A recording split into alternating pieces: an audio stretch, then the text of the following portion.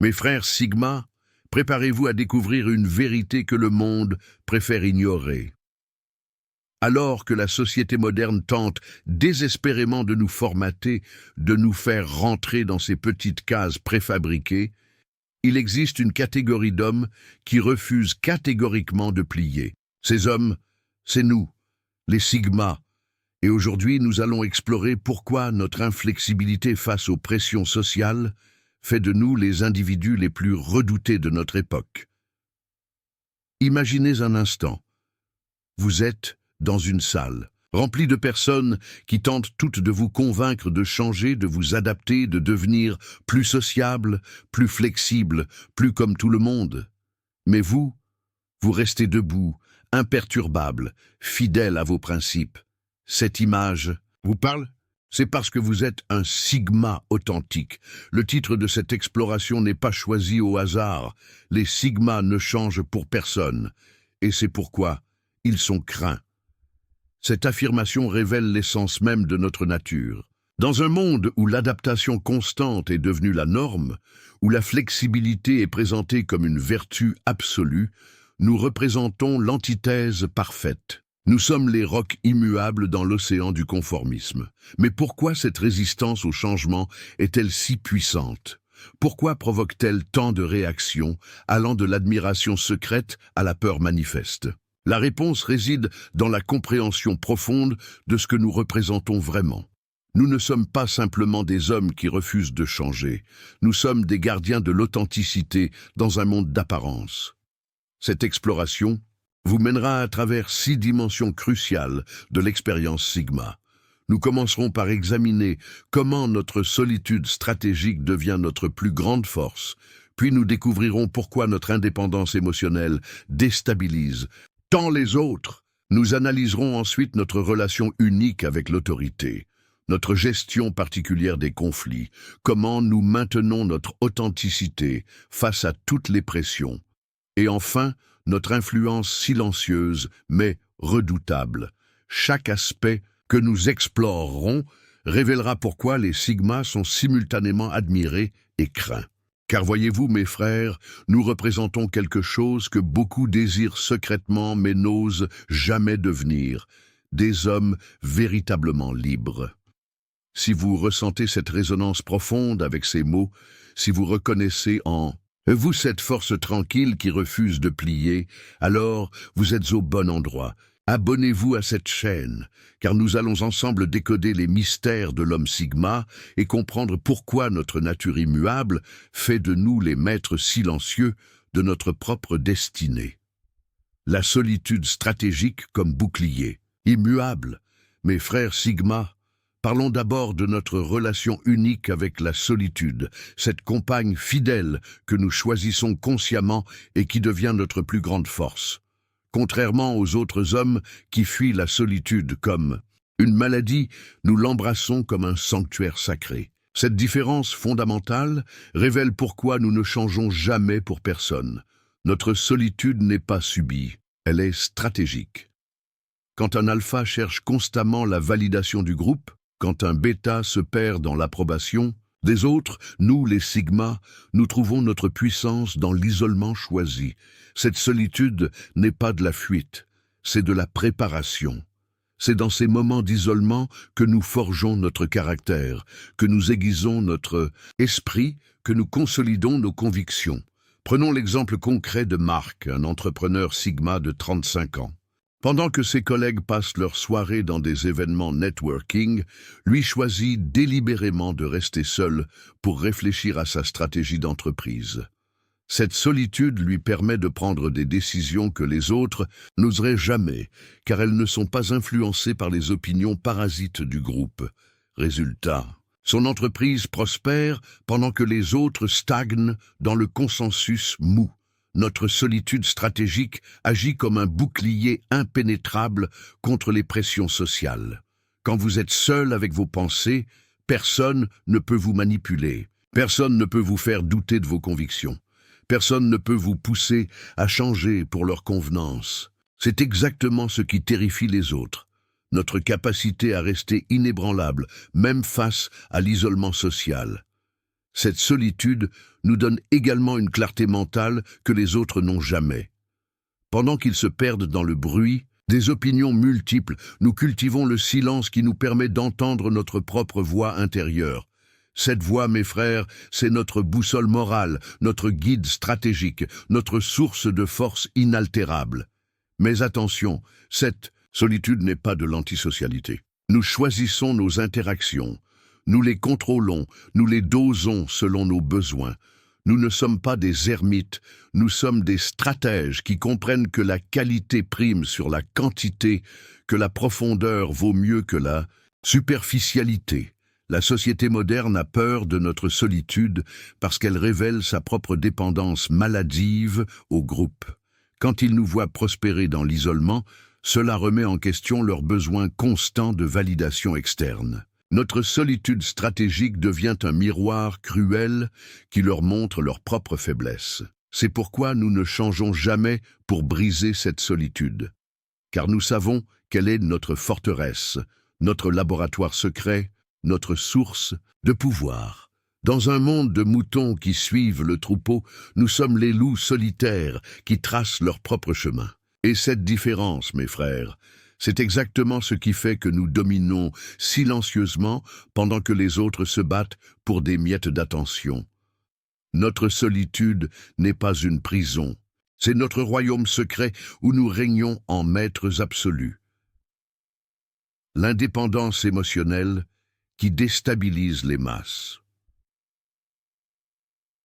Mes frères Sigma, abordons maintenant l'une de nos caractéristiques les plus redoutables. Notre indépendance émotionnelle, absolue. Pendant que le monde entier navigue dans un océan d'émotions instables, cherchant désespérément la validation et le réconfort chez autrui, nous restons des îlots de stabilité émotionnelle. Cette capacité à ne dépendre de personne pour notre équilibre psychologique fait de nous des êtres imprévisibles et, par conséquent, redoutés. L'indépendance émotionnelle Sigma ne signifie pas l'absence d'émotion, c'est une erreur, que commettent souvent ceux qui tentent de nous comprendre. Nous ressentons, nous éprouvons, mais nous ne permettons jamais à nos émotions de devenir des chaînes qui nous lient aux autres. Nos joies ne dépendent pas de l'approbation externe, nos peines ne nécessitent pas de consolation collective, nos colères ne demandent pas de validation sociale.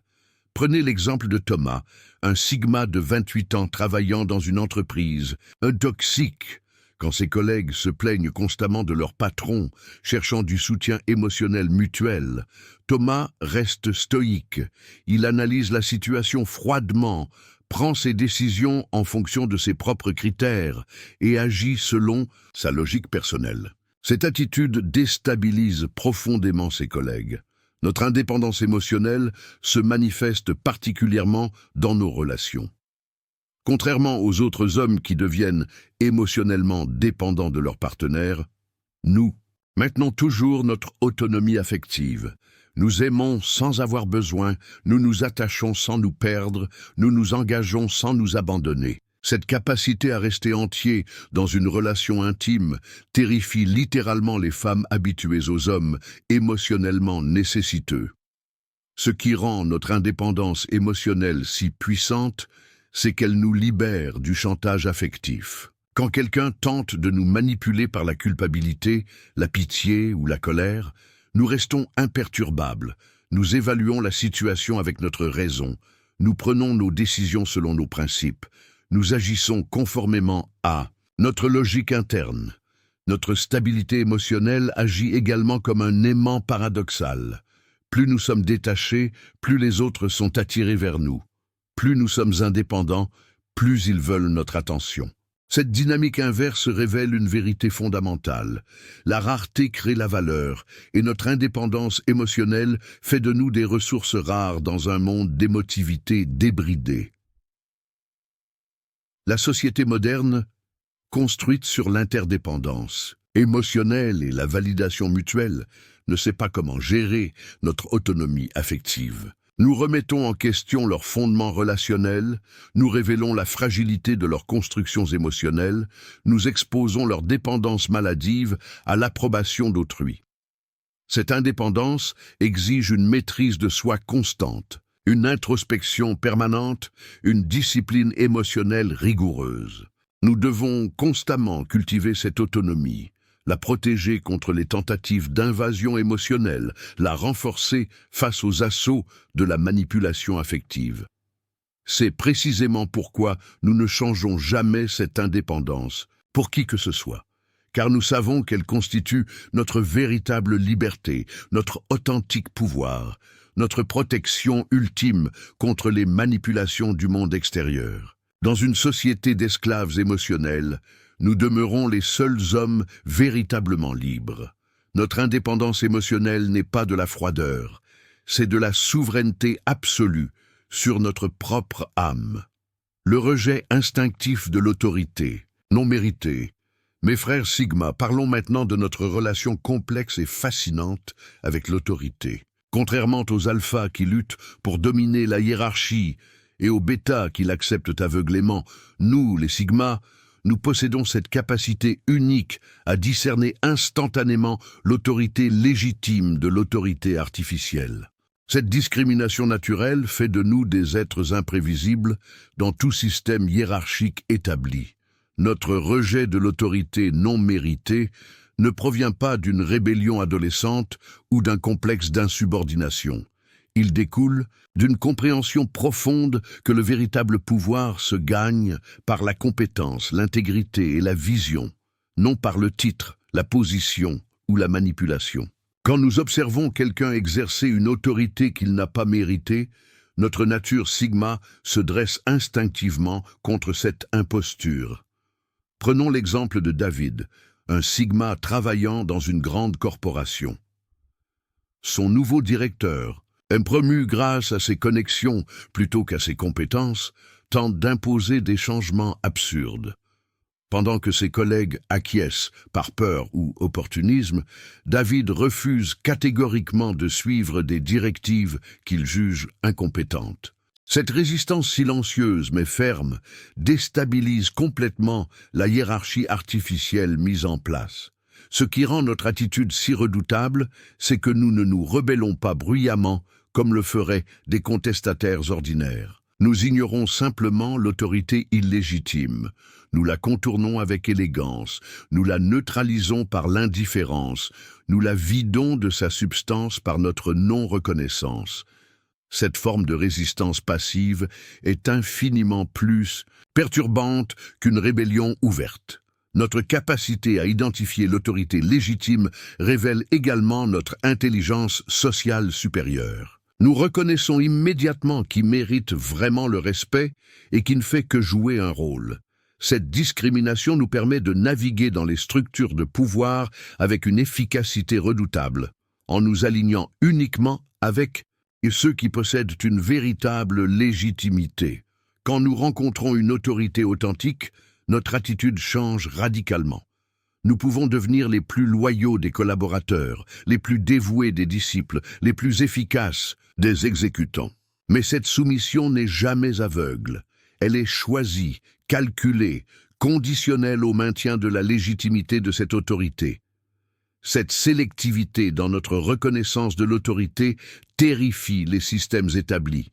Ils ne peuvent ni nous acheter, ni nous menacer, ni nous manipuler pour que nous respections une hiérarchie artificielle. Nous sommes des électrons libres dans leur structure rigide, des variables imprévisibles dans leurs équations de contrôle. Notre rejet de l'autorité non méritée s'étend également aux conventions sociales. Nous ne respectons pas les règles simplement parce qu'elles existent, mais uniquement quand elles servent un purpose légitime. Cette attitude sélective face aux normes sociales fait de nous des individus imprévisibles et donc redoutés par les gardiens de l'ordre établi. Dans le domaine professionnel, cette caractéristique fait de nous des employés simultanément précieux et dangereux. Précieux parce que nous apportons une performance exceptionnelle quand nous respectons le leadership.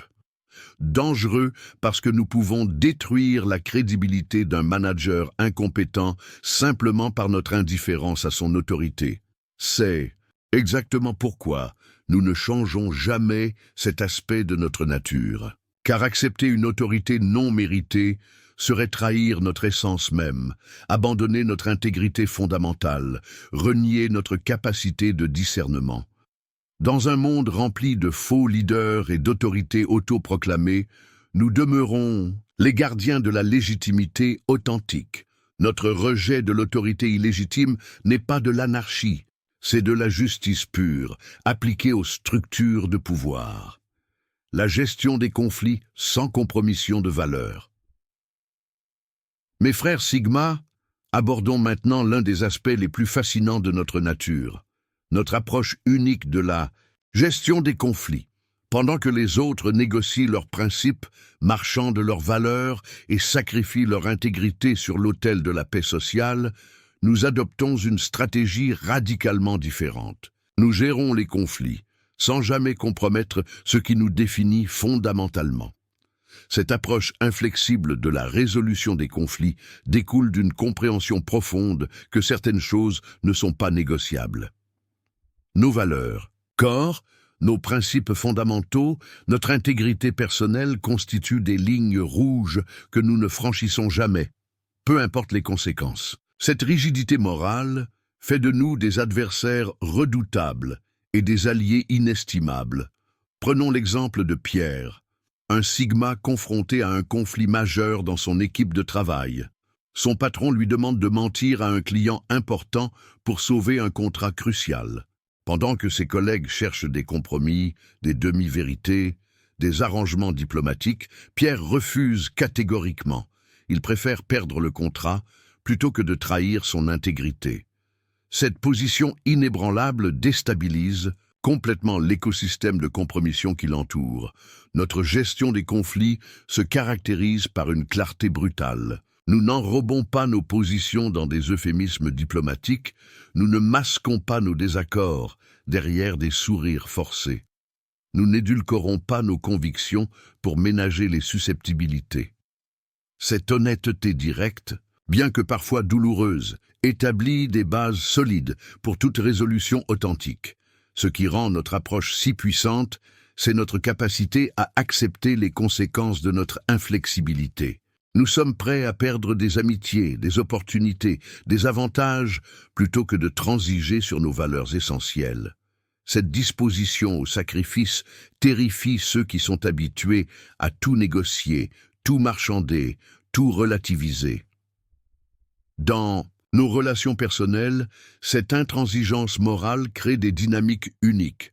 Nos partenaires, nos amis, nos collègues savent exactement à quoi s'attendre de nous. Il n'y a pas de zone grise, pas de double standard, pas de flexibilité opportuniste. Cette prévisibilité dans nos standards moraux crée paradoxalement une stabilité relationnelle rare. Notre méthode de résolution des conflits implique également une capacité remarquable à isoler les problèmes. Nous pouvons être en désaccord total avec quelqu'un sur un sujet sans que cela contamine notre perception globale de cette personne. Cette compartimentalisation nous permet de maintenir des relations fonctionnelles même dans l'adversité, tant que nos lignes rouges ne sont pas franchies. Quand un conflit éclate, nous adoptons une approche analytique plutôt qu'émotionnelle. Nous identifions les vrais enjeux, nous séparons les faits des opinions, nous évaluons les positions selon nos critères internes. Cette objectivité nous donne un avantage considérable dans toute négociation, car nous ne sommes pas aveuglés par l'émotion ou la manipulation. Notre inflexibilité dans la gestion des conflits envoie également un message clair à notre entourage. Nous ne sommes pas des hommes avec qui on peut jouer. Cette réputation de fermeté nous protège contre de nombreux conflits potentiels, car les autres savent qu'ils ne peuvent pas nous manipuler ou nous faire chanter.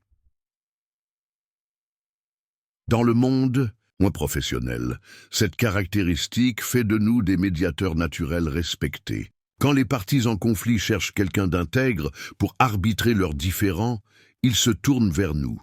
Notre réputation d'impartialité et d'incorruptibilité nous confère une autorité morale rare. C'est précisément pourquoi nous ne modifions jamais cette approche pour faciliter les relations sociales. car compromettre nos valeurs pour éviter les conflits serait détruire notre essence même, sacrifier notre intégrité sur l'autel de la convenance sociale.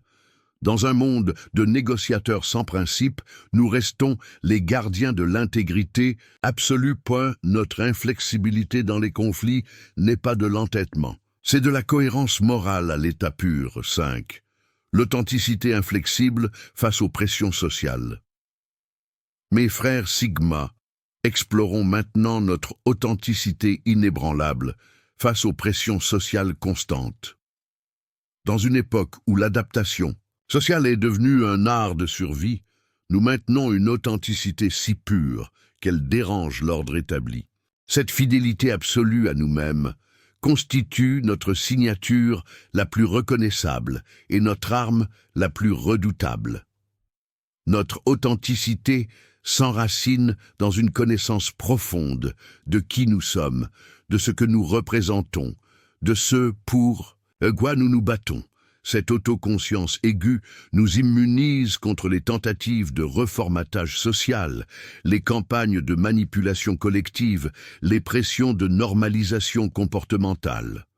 Considérons l'exemple de Michel, un Sigma, évoluant dans un environnement corporate ultra-conformiste. Pendant que ses collègues adaptent leur personnalité selon les circonstances, enjoués en réunion, soumis devant les supérieurs, dominant avec les subordonnés, Michel reste identique à lui-même en toutes circonstances.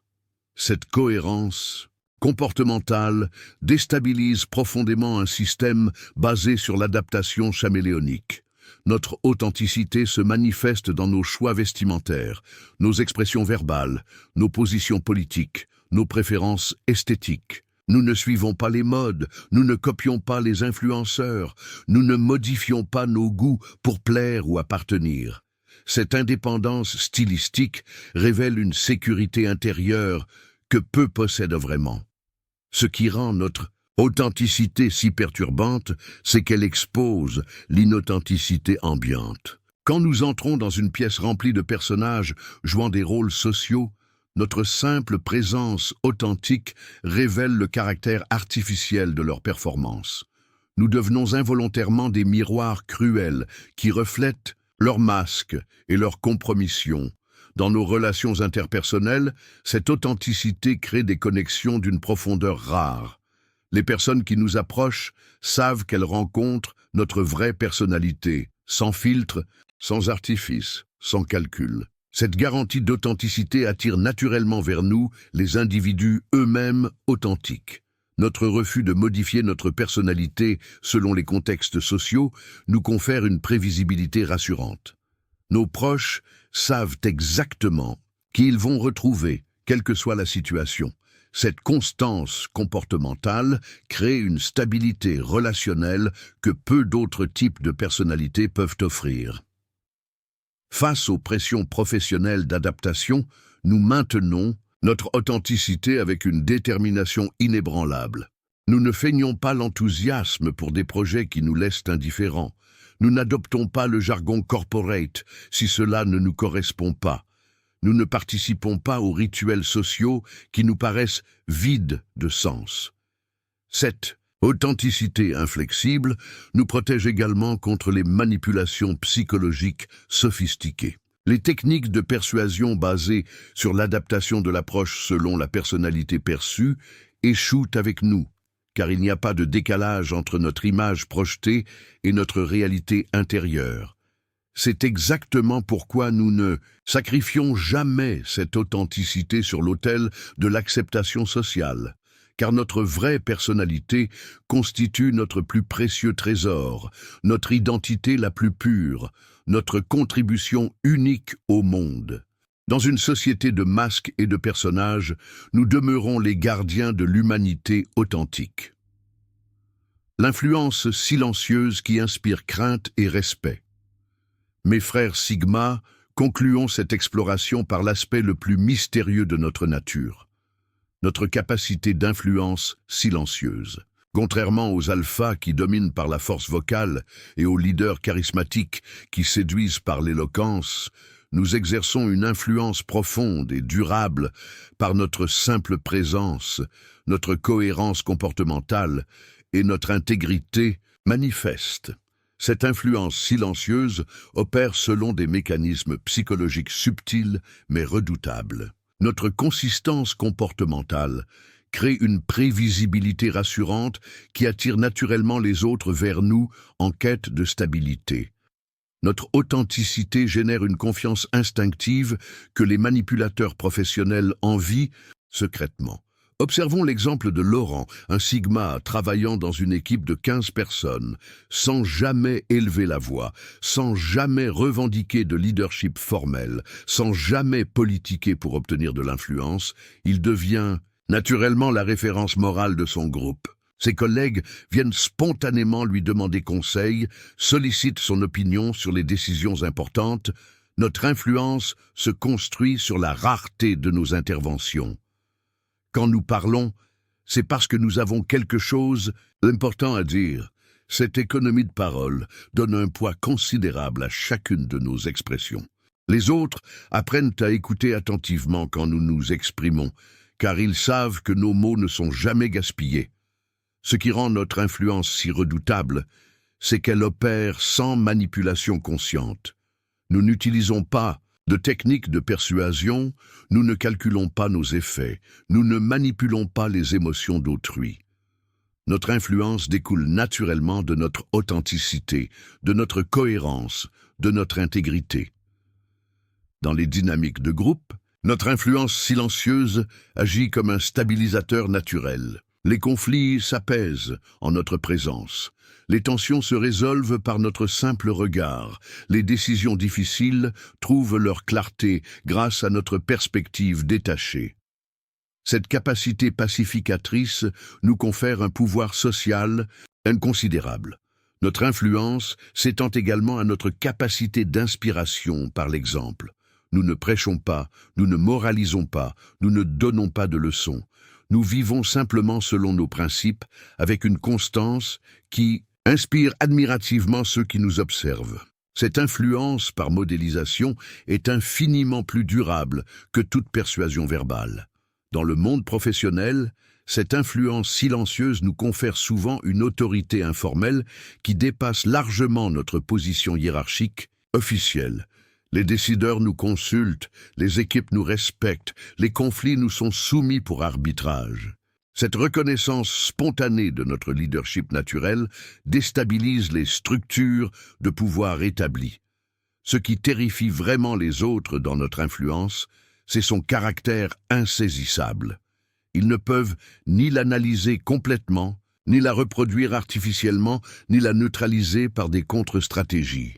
Notre influence émane de notre être profond, pas de techniques apprises ou de calculs tactiques. C'est précisément pourquoi nous ne cherchons jamais à amplifier artificiellement cette influence par des techniques de manipulation ou de persuasion. Car sa pureté constitue sa force, son authenticité garantit sa durabilité, son caractère naturel assure sa légitimité.